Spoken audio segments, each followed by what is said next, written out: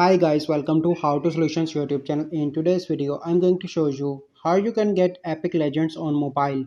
Before getting into this video, must subscribe to our YouTube channel and click on the bell icon. So the first step you need to do is to open Play Store and search here Epic Legends Mobile, and then you need to click on install. And now you can see that this game is installing.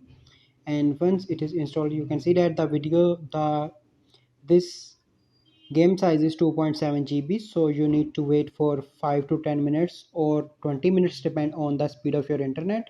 And once it is downloaded, you can easily enjoy this game on your Android, but you also enjoy this game on iOS device. So this video is available on both iOS and Android. So this is a process by which you can get Epic Legends on mobile.